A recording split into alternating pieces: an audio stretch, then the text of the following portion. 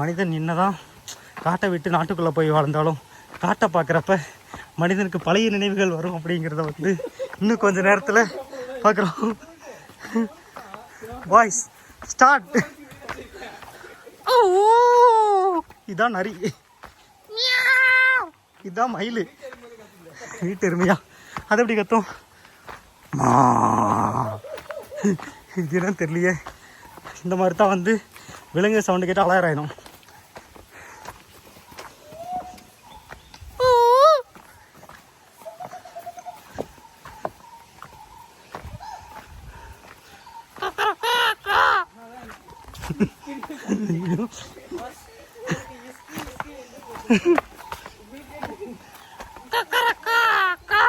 இப்படிதான் கோழி கத்தும்.